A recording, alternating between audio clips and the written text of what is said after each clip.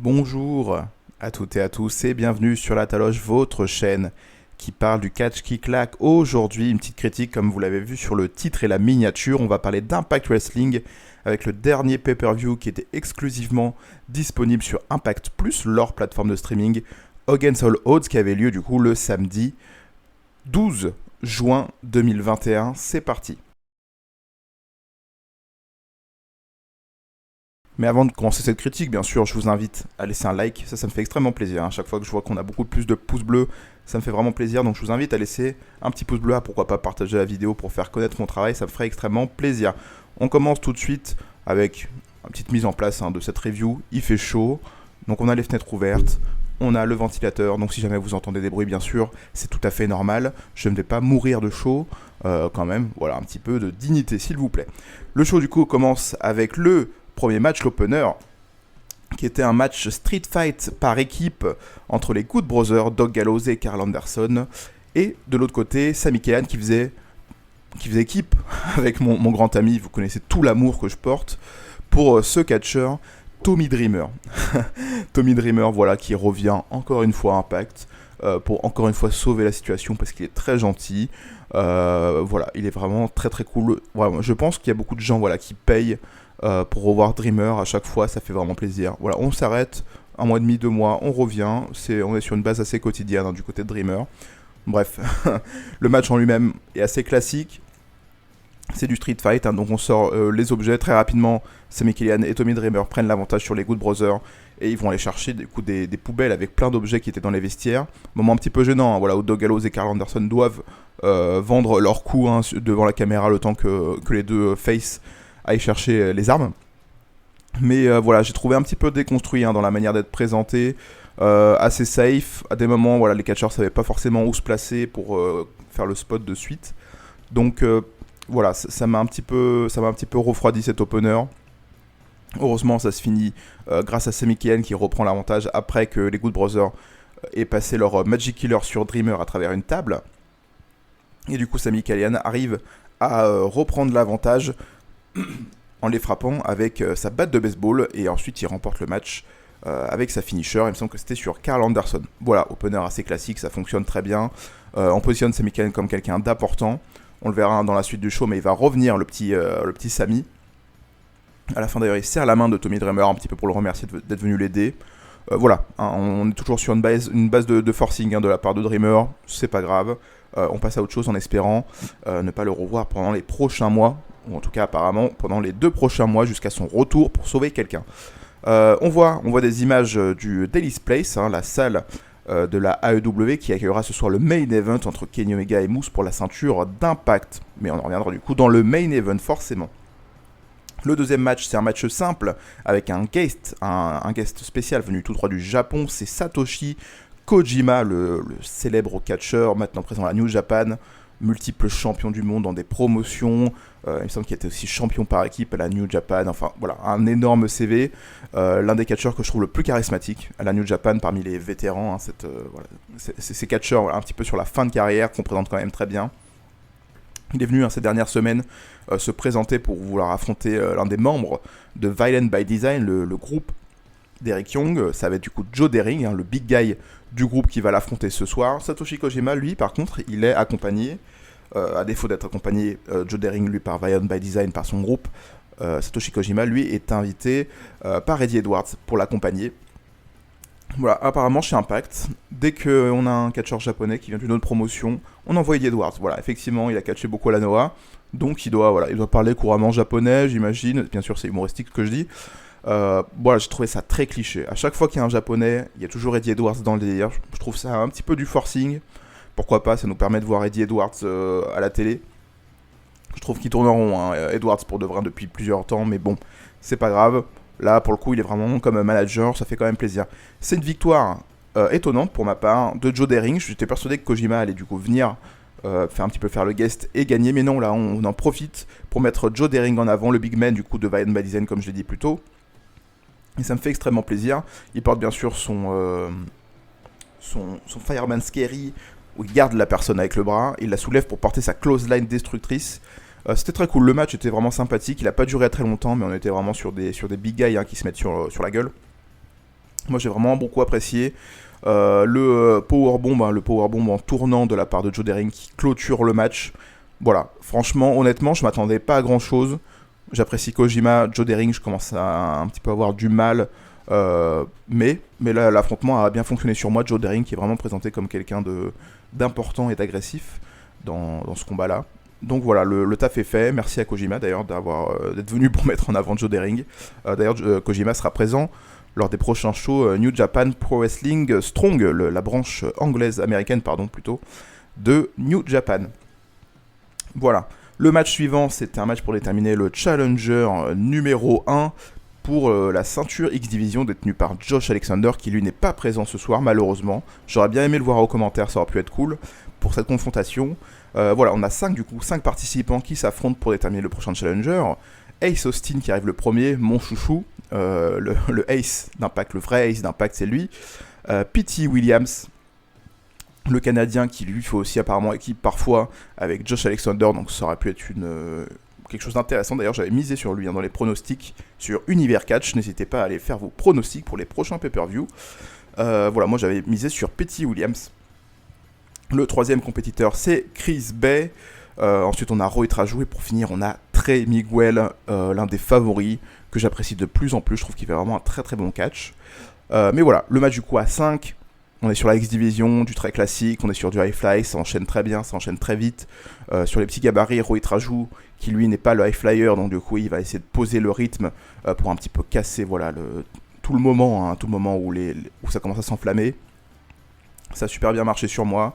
C'était vraiment un très bon match. Malheureusement, on termine sur quelque chose de what the fuck. Voilà, j'ai l'impression d'être à WWE Raw à ce moment-là.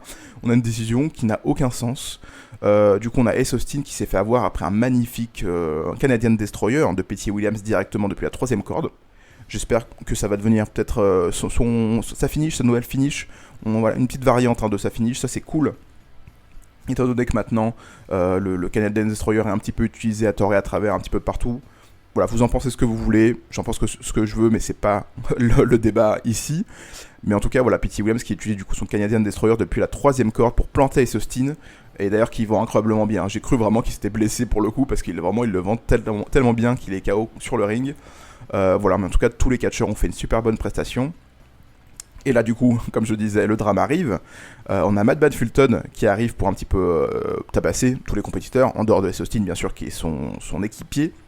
Et il réussit d'ailleurs à tous les détruire, parce qu'il les détruit un par un, et puis finalement réussit à porter un double choc slam sur P.T. Williams et il me semble que c'était sur Roy Trajou, voilà, en portant au milieu, voilà, un petit peu à bout de bras, comme un peu pour porter un follow slam, si vous voyez un petit peu le délire. Voilà, il porte devant, il porte Trey Miguel. Et on a Chris Bay qui essaye de sauter depuis la 2ème corde directement sur Matt Fulton, sur le visage de Matt Fulton pour le faire tomber, mais il ne tombe pas parce qu'il est très grand, il est très imposant, Matt Fulton. Donc du coup, il porte aussi un powerbomb en même temps sur Chris Bay.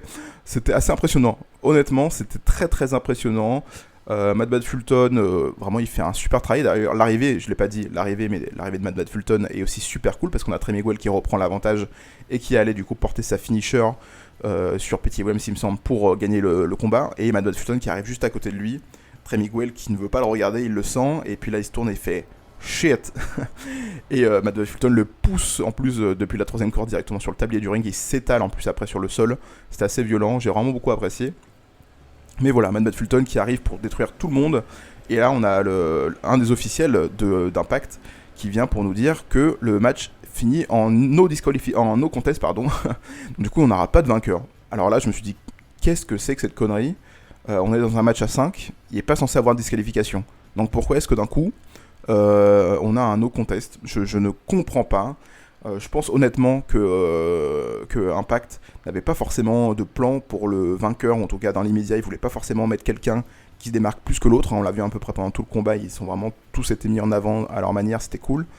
Mais voilà, je pense que la décision finale arrivée, ils se sont dit merde, on peut pas faire ça parce que ça va nous déranger, on peut pas faire ça, un petit peu dérangeant, donc du coup ils ont préféré miser sur un no contest qui ne fait aucun sens. C'est dommage, c'est très très dommage. Après le match, bien sûr, Matt Fulton récupère Ace Austin pour partir tous les deux. Ace Austin qui un petit peu se vante, voilà, comme s'il avait gagné le match, mais c'est pas le cas. Officiellement, en tout cas, c'est pas le cas. C'est étrange d'avoir une décision comme ça qui se termine ici. Est-ce que ça va nous amener du coup à un match à 6 avec Josh Alexander qui défend sa ceinture contre les 5 autres? Je sais pas, honnêtement, je sais pas. Je sais pas forcément d'ailleurs si j'ai envie de le voir, mais je pense que là on arrive du côté de la X-Division en tout cas, on arrive à un chemin. Voilà, il faut faire des choix. J'essaie d'être clair dans ce que je dis, mais c'est un peu compliqué. Mais voilà, il faut faire des choix et je pense que pour l'instant, ils se disent que là, aucun choix n'est possible. Tout simplement parce que si on fait gagner l'un des 5 compétiteurs qui est ici présent, honnêtement, je pense qu'il doit perdre contre Josh Alexander parce que Josh Alexander est vraiment présenté comme quelqu'un de solide. Il vient de finir d'ailleurs ce Ironman match qui avait lieu la semaine dernière, il me semble, contre TJP, qui était un super bon Ironman match. Malheureusement, encore une fois, voilà, on s'est terminé avec un 1-1 de chaque côté, donc un point de partout. Et du coup, on a eu une prolongation. J'ai trouvé ça dommage, honnêtement, parce qu'un Ironman match, j'aimerais bien qu'un jour, on termine un Ironman match de manière à, voilà, que dans les 60 minutes, ça soit réglé. Mais là, non, on a eu un point en plus, la mort subite, j'ai envie de dire. Mais voilà, c'est dommage. Donc, j'imagine que là, ils savent pas trop quoi faire, parce que, qu'importe le compétiteur qui gagne, même Trey Miguel, on veut que Josh Alexander soit booké comme quelqu'un de fort. Donc, la personne en face va forcément devoir perdre. Et parmi tous ces compétiteurs, on a envie que personne perde. Parce que là, on commence à être sur un circuit fermé. Voilà, donc j'aimerais bien qu'on ait des nouveaux arrivés dans la X-Division. Parce que là, on commence à être sur un circuit fermé où ils ont tous un petit peu eu leur moment. Chris Bay, pour l'instant, on l'a pas encore eu forcément. Trey Miguel, je pense qu'il va l'avoir bientôt. Ça me ferait extrêmement plaisir parce que pour moi, c'est l'un des meilleurs catcheurs d'Impact actuellement.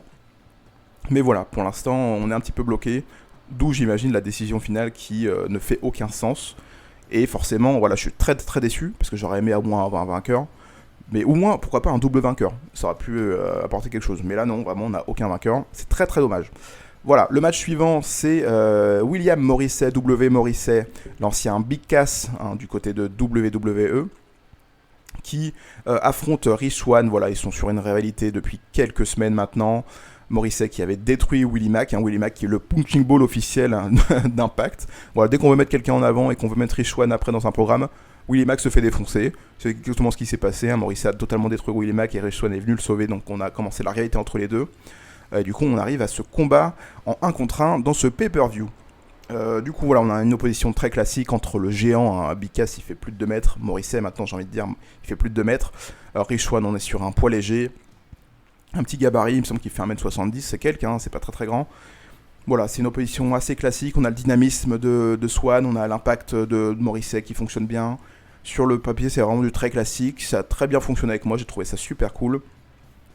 J'ai quelques points quand même sur lesquels j'ai envie de revenir. C'est pas forcément des points importants pour le match en lui-même, qui est un match très très cool.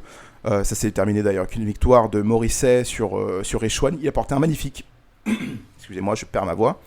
Il a porté un magnifique F5 sur Swann. C'était vraiment super impactant, étant donné qu'il est super grand. Donc il a juste lâché du haut de ses épaules. C'était vraiment, vraiment super cool. Et du coup, la fin du match, on a un running power slam. Non, pardon, un power bomb, excusez-moi, pas du tout. Un power bomb sur Swann qui termine le match. Et vu qu'il est d'une très grande taille, c'est très intelligent de finir avec ce genre de move, avec le F5, avec le power bomb, parce que vraiment, la hauteur d'où il vient, c'est assez impressionnant à voir, quand même très visuel. Ça marche très très bien. Voilà, victoire de Morrissey sur Swann. Mais moi, je voulais surtout revenir sur la condition physique de Morrissey. Je suis très content. Je suis très content que l'ancien Big Cass revienne dans le monde du catch. Il revient en plus avec une forme physique assez incroyable. Je suis désolé, vraiment, j'ai très très mal à la gorge, je sais pas pourquoi. On est le matin. Mais voilà, voilà, il a une condition physique assez incroyable. Il est impactant. J'adore sa tenue. C'est une tenue très très simple. Il porte des Timberland et un jean classique. Mais ça rend super bien sur lui. C'est vraiment super cool, c'est efficace. Donc bravo déjà. Parce que là, vraiment, pour moi, il a vraiment le total package. Pour le coup, un catcheur comme ça dans n'importe quelle promotion, j'ai envie qu'il soit champion du monde. Là, j'ai envie qu'il gravisse un petit peu les échelons avant d'arriver à hauteur de la ceinture mondiale. En tout cas, c'est très très bien parti. Mais voilà, pour ceux qui savent un petit peu comment ça se passe dans le monde du sport, voilà, où on prend un petit peu des produits pour avoir un petit peu plus de muscles rapidement, prendre en masse. Voilà, des petites injections qui font des boutons dans le dos. Ça fait des boutons dans le dos. Et pendant tout le match, malheureusement, j'ai vu ces boutons dans le dos de Morrissey. Et je vous avoue que ça m'a un petit peu refroidi. Je me suis dit, c'est dommage, parce que le mec, Il revient dans une performance physique assez incroyable. Il nous présente vraiment quelque chose de cool. Mais apparemment, il n'est pas totalement clean. Donc c'est dérangeant. J'espère en tout cas que c'est pas ce que je crois. Franchement, j'espère honnêtement que c'est pas ça. Même si autant de boutons dans le dos, ça prête pas souvent à confusion, hein, honnêtement.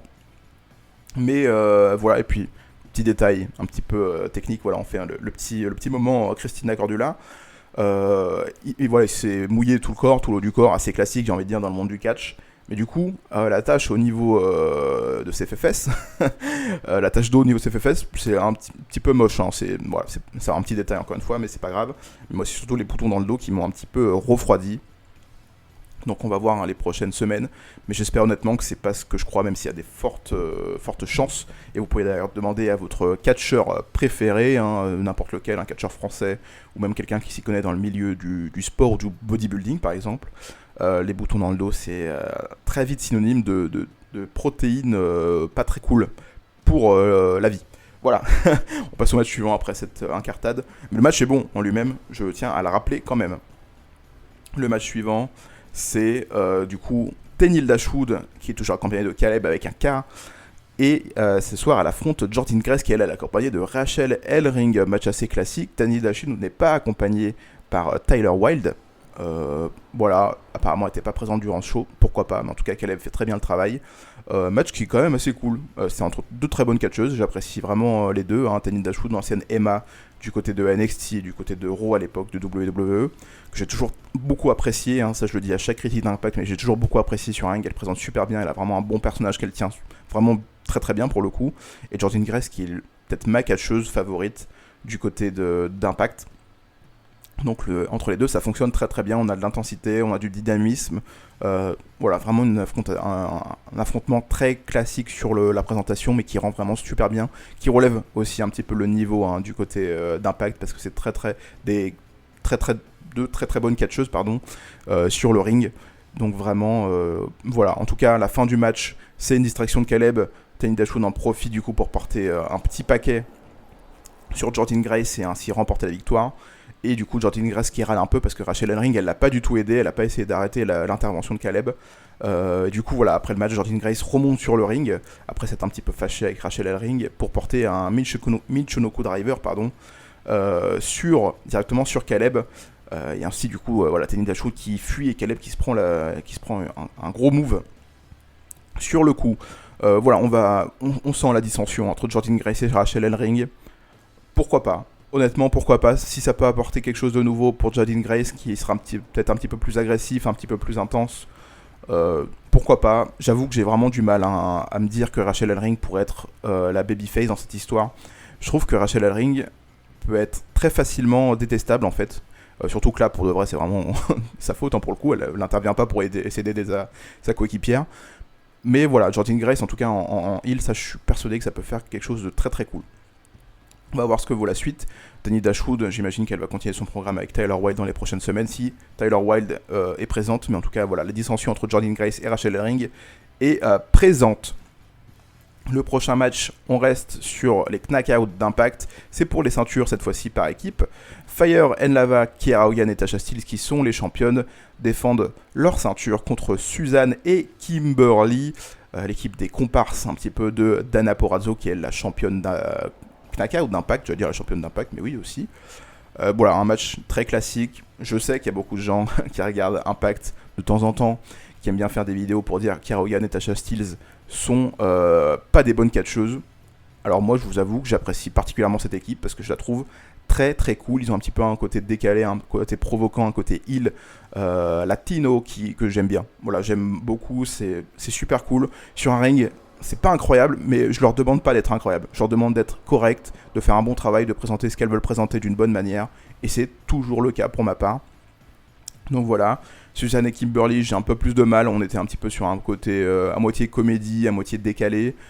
Voilà, Kimberly qui fait pour le coup le travail réellement de in-ring et Suzanne qui apporte le côté un petit peu comique, un petit peu marrant. C'est assez classique dans le truc. J'aimerais bien, je l'ai déjà dit, hein, mais j'aimerais bien que Suzanne et Kimberly ainsi que Dana Porrazzo arrivent à trouver une réelle symbiose dans leur groupe, parce que là j'ai vraiment l'impression que c'est des individualités, c'est difficile à dire, individualités qui se mettent ensemble sans réelle cohérence. Mais voilà, en tout cas, Kiera Hogan et Tasha Steelz qui remportent la victoire d'une manière assez étrange. Hein. On a le swinging neckbreaker de Kiera Hogan et Tasha Steelz qui arrive pour porter son frog splash. Et là, on a du coup Kimberly qui arrive pour essayer d'arrêter ça. Donc Tasha Steelz qui saute depuis la 3ème corde pour porter un missile dropkick et qui après remonte sur la corde pour porter son frog splash sur Suzanne pour remporter la victoire. Je trouvais que c'était un petit peu, ça coupait un petit peu le rythme de la fin. Hein. Faut que la fin elle soit quand même assez impactante, assez intense, assez rapide. Là voilà, on a eu un petit moment de flottement. J'ai pas compris pourquoi c'était pas Kiera Hogan qui arrêtait Kimberly pour que Tasha Steelz puisse porter le frog splash. Voilà, c'est peut-être un petit détail, mais moi je trouve que c'est assez important, surtout à ce niveau-là de catch. Hein. On est quand même sur une promotion assez importante. Mais le match en lui-même, honnêtement, il était vraiment très bon.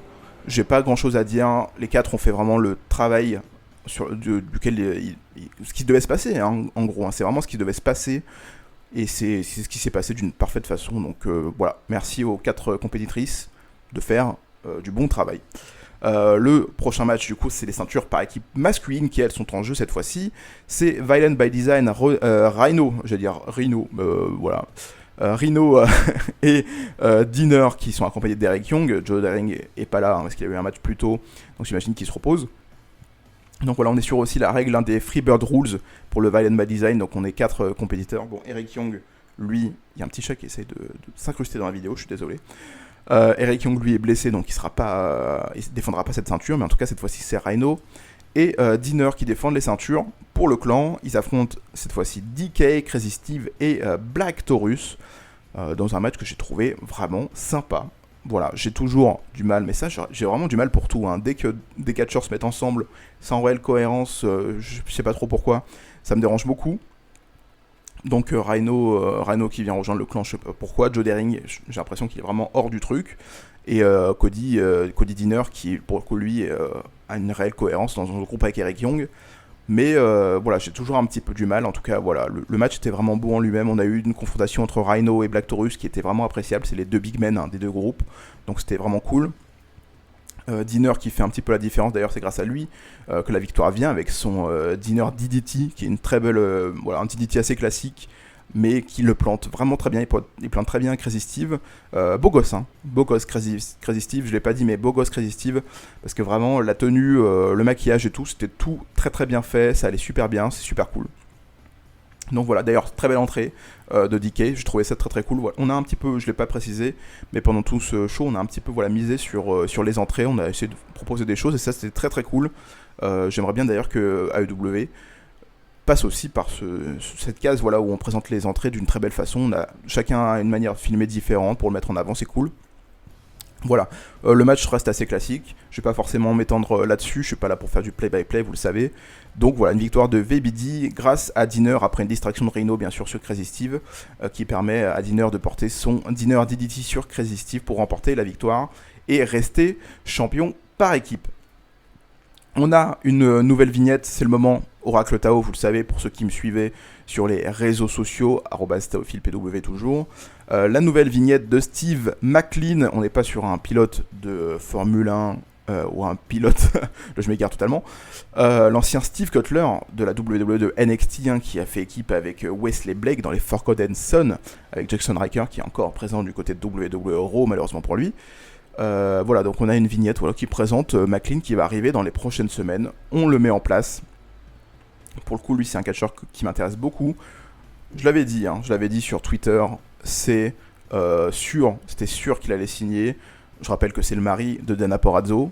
Donc voilà, Impact est assez accoutumé par ce genre de choses, de présenter le mari ou la femme quand ils sont dans le milieu du catch dans le monde. Ici, Madison Rayne et Josh Matthews en sont le parfait exemple pour le coup. Mais Steve McLean, du coup, l'ancien Steve Cutler, c'est aussi un bon catcheur. C'est pas un catcheur incroyable, c'est pas un catcheur qui va vous faire des matchs 5 étoiles, quoique on pourrait peut-être être étonné. Mais en tout cas, c'est un catcheur qui est quand même très très correct et je pense qu'il peut présenter d'une belle façon. Je sais pas du tout ce qu'il va nous présenter du côté de Steve McLean, ça reste assez énigmatique, ces petites vignettes pour le présenter. Mais honnêtement, moi j'ai vraiment hâte de le voir parce que ça peut être un très très bon catcheur qui a un bon gabarit, qui a une bonne gueule, qui a un catch aussi très très correct. Donc on va voir ça durant les prochaines semaines. Le main event féminin, c'était la ceinture d'Impact qui était remise en jeu par Deonna Purrazzo, toujours championne, l'ultra dominatrice, l'une des meilleures championnes féminines nord-américaines facilement, qui cette fois-ci affrontait Rosemary. Voilà, Rosemary qui tourne dans cette division féminine d'Impact, dans la division des Knockouts. Ça fait très longtemps qu'elle y est. Honnêtement, vu l'affiche, on savait tous que Deonna Purrazzo allait remporter la victoire. Mais voilà, on s'est quand même intéressé parce que j'apprécie vraiment Rosemary, donc j'avais envie de voir un bon combat de Rosemary pour la remettre en avant, parce que c'est une très bonne catcheuse aussi, qui est un très très bon personnage que j'arrive toujours à autant apprécier que depuis ses débuts à l'époque. Donc voilà, c'était vraiment un match assez classique. Le moment, j'ai envie de dire, important de la chose, c'est le moment où Deonna Purrazzo porte son bicycle Big Boot, le coup de pied ciseau sur Rosemary et qui est elle à genoux. Et du coup, Rosemary tombe sur le dos et se relève, bien sûr, ce fameux moment où Rosemary se relève alors qu'elle est pliée en deux. Voilà, c'était le moment, j'ai envie de dire, qu'on s'attendait tous, qui a eu lieu, qui était bien fait, c'était cool. Deonna Purrazzo qui vraiment a misé sur les soumissions durant tout cet affrontement. Voilà, elle a vraiment mis à mal les bras d'ailleurs de Rosemary pendant tout le combat, c'était très très cool. Et chose étonnante, ça s'est fini avec un Pala Driver. Pourquoi J'ai pas trop compris, voilà. Apparemment on veut pas que Rosemary abandonne, mais on préfère finir sur un Pala Driver alors qu'on n'avait pas de travail sur la tête de Rosemary pendant tout ce combat, donc ça m'a vraiment étonné. Je me suis dit bon, ok, si c'est la finisher de Deonna Purrazzo qui fait grave la différence, c'est très cool, mais pourquoi est-ce que pendant tout le combat du coup elle vise le bras avec des soumissions? Parce que pour le coup, ça n'a aucun sens. Je n'ai pas trop compris ce qu'ils ont essayé de nous raconter avec ça. Mais pourquoi pas, en tout cas, Rosemary, voilà, on n'est pas étonné. Elle ne devient pas championne. Deonna Purrazzo reste championne. On va voir ce que nous réserve la suite autour de Deonna Purrazzo. Mais en tout cas, j'ai vraiment hâte. À chaque fois, voilà, je vois Deonna Purrazzo avec la ceinture de championne Knockout qui arrive au ring, la prestance, le catch, tout y est. Voilà, j'adore vraiment regarder un match de Deonna Purrazzo. Comme quoi, voilà, ça fonctionne bien, même si, comme je l'ai dit un peu plus tôt, ça n'a pas vraiment de sens qu'elle finisse avec un Pala Driver, mais finalement, j'ai toujours envie de voir un match de Deonna Purrazzo. Voilà. Le main event qu'on attend toutes et tous, je sais que ça fait 27 minutes maintenant, un peu plus peut-être, que vous attendez ce main event, voilà, que j'en parle. On a la ceinture d'Impact, on a le meilleur catcheur au monde, même si Ring of Honor fait un pay-per-view Best in the World, on sait très bien qui est le vrai Best in the World ici, c'est Kenny Omega, le champion AAA, le champion TNA, le champion Impact, le champion AEW. Aujourd'hui, on est Impact, alors on défend la ceinture d'Impact, pas la ceinture TNA. Je pense que c'est important pour la suite de ce qui va se passer dans cette storyline AEWS, que j'ai envie de dire, qui affronte Moose, là aussi l'un de mes chouchous, le mec, quand j'ai commencé les vidéos sur cette chaîne, il y a de ça pratiquement 2 ans maintenant. Petit teasing pour ceux qui m'écoutent encore maintenant. Gros clin d'œil accentué. Voilà, depuis que je fais des critiques, depuis que je parle d'Impact, je parle de Moose. Parce que c'est un catcheur que j'adore beaucoup, que je trouve très très intéressant. À l'époque, il n'était pas dans une forme physique vraiment incroyable. Maintenant, c'est vraiment une machine pour le coup. Voilà, là, j'avais peur. J'avais peur parce que je trouve que ce match-là est annoncé très vite. Kenny Omega sort d'une victoire sur Rich Swann quand même. Et du coup, je m'attendais à que ce match soit changé, pourquoi pas par l'intervention de Sami Callihan, comme on l'a vu durant les derniers impacts, durant les shows hebdomadaires. On a Sami Callihan qui vient un petit peu s'y mêler. Je m'attendais à que ça soit changé pour un match à 3. Pas du tout. On a décidé de continuer sur ce Moose Kenny Omega en 1 contre 1. Pourquoi pas? Mais du coup, j'avais peur. J'avais peur de ce qui pourrait arriver. J'avais peur pour Moose, parce que c'est un catcheur que j'adore beaucoup.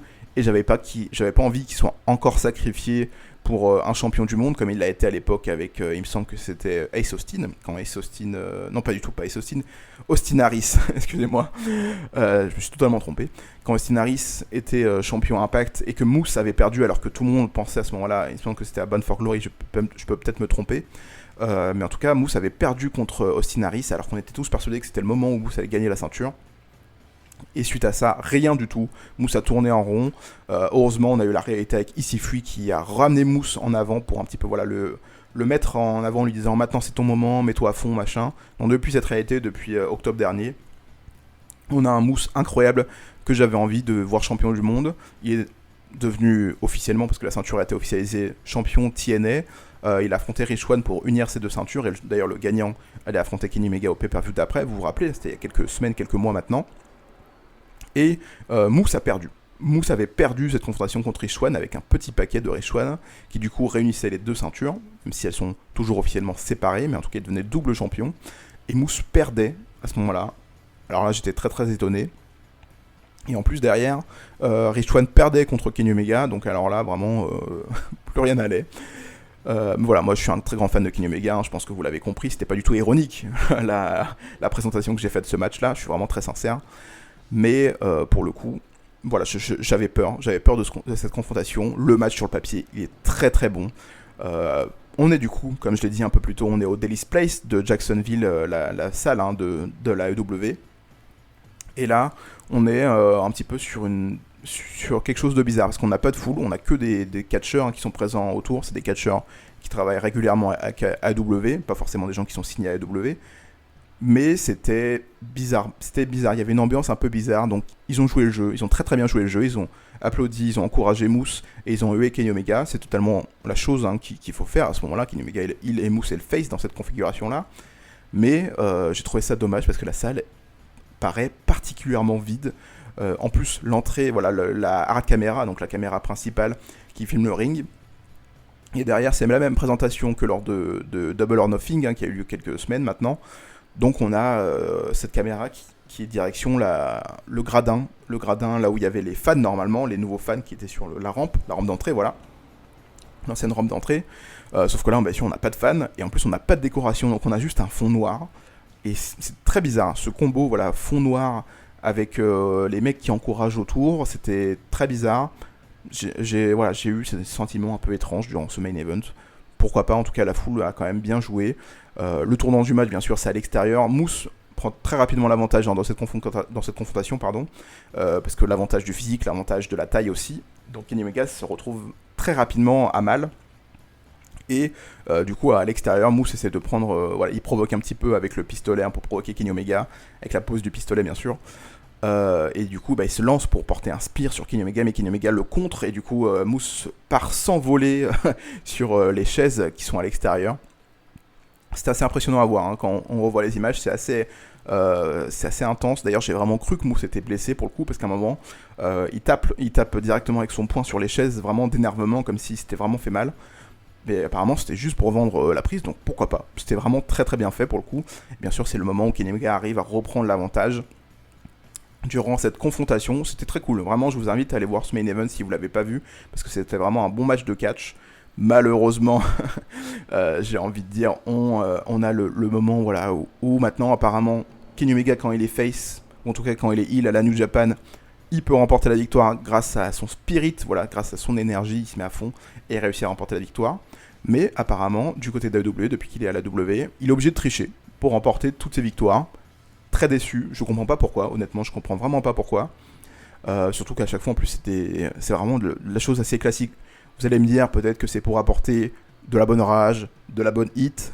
Je suis pas convaincu que ça soit le meilleur moyen pour qu'on se dise ah putain, ça me saoule, c'est normal, c'est fait exprès que ça me saoule. Non, là honnêtement, ça me déçoit, parce qu'on est tous au courant que Kenny Omega c'est un super bon catcheur. On n'est pas sur un Baron Corbin, on n'est pas sur un mec, on sait qu'il est limité sur un ring, donc on va pas se plaindre. Certes, on n'a plus envie de voir Baron Corbin, et ça fait d'ailleurs très longtemps qu'on n'a pas envie de voir Baron Corbin, mais s'il y a une intervention à la fin de son combat, on n'est pas étonné. Kenny Omega, il l'a prouvé à de multiples reprises durant ses longues années de carrière, il n'a pas besoin de tricher pour être le meilleur catcheur du monde. Vous en pensez ce que vous voulez, après, si vous n'êtes pas d'accord avec le fait que ce soit le meilleur catcheur du monde, je pense qu'on est tous d'accord pour dire que c'est un très très bon catcheur, et il n'a jamais eu besoin d'avoir des triches comme ça pour, honnêtement, être présenté comme le catcheur qu'il est maintenant. Donc pourquoi est-ce qu'AW nous présente ça ? Honnêtement, j'ai pas forcément toutes les réponses. Je pense que c'est, bien sûr, pour nous faire rager. Donc on est là, on a hâte, en fait, qu'une personne vienne détruire Kenny Omega et remporte sa ceinture. Pareil pour les Young Bucks du coup, parce que la chose importante durant ce match-là, c'est Moose qui essaie de porter le spear sur Kenny Omega, et Kenny Omega qui utilise l'arbitre pour se protéger. C'était pas d'ailleurs très très bien fait, mais pourquoi pas. Et du coup, forcément, on a l'arbitre KO et on a les Young Bucks qui arrivent. Ils provoquent un petit peu, voilà. D'ailleurs, ils disent à la caméra salut, c'est Jérémy et Matt Buck, l'ancien nom qu'ils avaient du côté de la TNA il y a maintenant 13 ans. Voilà, 12-13 ans. C'était assez marrant, le petit pied de nez, voilà. Donc c'était cool. Pourquoi pas, mais du coup, là, des Young Bucks qui arrivent et qui détruisent avec les super kicks, avec leur finisher, le BTE Trigger sur Moose. Et du coup, ils portent Moose tous les deux, et pour le mettre sur les épaules de Kenny Omega, qui peut porter son One Wing Angel pour remporter la victoire. Voilà, on a encore une fois une triche. Les Young Bucks sont impliqués. Je sais que, voilà, qu'ils le font exprès pour que le moment où des gens arriveront à battre les Young Bucks et le moment où quelqu'un arrivera à battre Kenny Omega, on soit tous très très heureux de ce moment-là. Mais honnêtement, il n'y a pas besoin. Il n'y a pas besoin d'autant à chaque fois gâcher les main events, gâcher les trucs. Je trouve ça dommage. Ça pourrait être en plus sympathique parce qu'on sait que Moose est quand même quelqu'un de physiquement très affûté maintenant, quelqu'un d'important. Impact le bichonne un petit peu ces derniers temps, même s'ils n'arrivent pas à trouver le moment pour le mettre champion du monde. Mais voilà, il n'y a pas besoin de ça pour Kenny Omega. Il n'y avait pas besoin de ça. Il n'y avait pas besoin d'une énième intervention des Young Bucks. Il n'y avait pas besoin encore une fois un arbitre qui est mis KO. Voilà, il y aurait eu moyen de faire ça de manière, pourquoi pas, un peu plus intelligente. Moose reste fort, et encore, je suis honnêtement pas sûr. J'ai pas trouvé en tout cas qu'à la fin du match, Moose soit resté fort. Mais je trouve honnêtement que ça aide pas grand monde, à part nous dire oui, c'est la chose assez classique dans le monde du catch. Une fois qu'on commence ce genre de truc, c'est les heels qui trichent, qui interviennent pour aider leurs compétiteurs. Mais voilà, mais j'ai envie de dire, la AEW, ils sont présentés comme des gens qui étaient là pour changer le monde, change the world, apporter quelque chose de nouveau dans le catch nord-américain.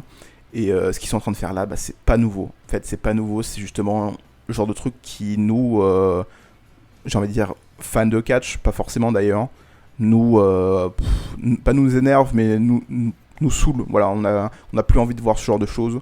C'est réellement dommage que ça se passe du coup avec Kenny Omega et les Young Bucks, qui sont des catcheurs, comme j'ai dit, incroyables. Quoi qu'on en pense sur eux, ça reste des très très bons catcheurs. Voilà.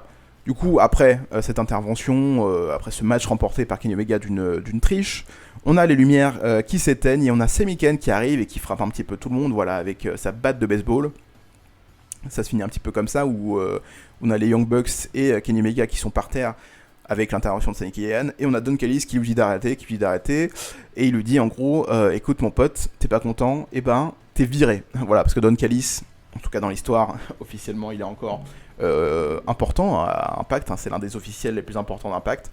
Donc du coup il vire Sami Zayn directement d'Impact, comme ça il peut pas avoir son match, parce qu'honnêtement, officiellement c'est ce qui devait se passer après cette intervention. À Slammiversary, on devait avoir du coup un champion du monde, quel que soit le champion du monde à la fin de ce show. Du coup cette fois c'est Kenny Omega qui devait du coup affronter Sami Zayn. Donc là du coup ça peut plus se faire parce que Sami Zayn est viré. Donc voilà, l'histoire s'est un petit peu poursuivie d'ailleurs sur les réseaux sociaux, pour un petit peu faire une parenthèse, où du coup Sami Zayn a été retiré du roster d'Impact sur le site officiel, où il a été unfollow par le compte Twitter d'Impact. Je trouve ça cool. Voilà, on apporte vraiment ce côté kayfabe même sur les réseaux sociaux, chose qui se fait de moins en moins, qui est de plus en plus rare malheureusement, alors que moi j'adore vraiment ça. Donc voilà, j'ai hâte de voir la suite. On se doute honnêtement que Sami Zayn va être embauché à un moment donné, pourquoi pas en menaçant les Young Bucks ou en menaçant l'Elite, pour qu'il soit réintégré, qu'il ait son match de championnat à Slammiversary. Mais voilà, Kenny Omega du coup qui reste champion. On va voir la suite de ce programme-là. Slammiversary, c'est bientôt, c'est dans un mois peut-être. J'en ferai une critique bien sûr, vous le savez. Ici on est l'une des seules chaînes francophones qui parlent d'Impact.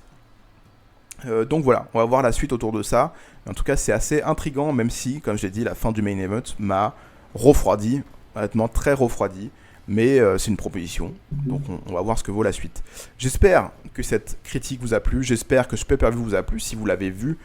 Si vous l'avez pas vu, n'hésitez pas à aller voir quelques matchs, au moins le match pour le titre X-Division, enfin pour la Challenger numéro X-Division. L'opener honnêtement est assez appréciable, il est pas foufou mais il est assez appréciable. Le match par contre par équipe féminin, j'ai trouvé vraiment très bon. Et les deux main events, donc le main event féminin et le main event masculin, sont honnêtement des matchs quand même à voir. Donc je vous invite vraiment à aller le voir si vous les avez pas vus. Je finis cette vidéo. Voilà, si vous voulez me soutenir, je l'ai déjà dit en début de vidéo, mais je le redis ici, si vous voulez me soutenir, n'hésitez pas à mettre un gros pouce bleu, ça me ferait vraiment honnêtement très très plaisir. C'est pas pour le référencement, pas du tout, mais pour me faire plaisir moi, n'hésitez pas non plus à commenter la vidéo pour me dire voilà, si peut-être que j'ai fait des erreurs, si vous avez envie de partager votre avis, pourquoi pas sur le main event ou sur autre chose, n'hésitez pas à me le dire, même sur Twitter, ça me va aussi. Et n'hésitez pas aussi à partager la vidéo, ça me ferait extrêmement plaisir. On se donne rendez-vous très rapidement pour la critique de NXT TakeOver In Your House, que j'ai pas encore enregistré, j'ai pas encore regardé le show à l'heure où j'enregistre cette vidéo, mais ce sera fait dans la semaine, ne vous inquiétez pas. N'hésitez pas à me suivre sur les réseaux sociaux pour savoir quand est-ce que la vidéo va sortir. @lataloche pour le compte Twitter de la chaîne et @taofilpw pour mon compte plus perso. On finit sur un petit fail, c'est pas grave. On se donne rendez-vous très rapidement, soyez toujours fiers d'être fan de catch. Bisous.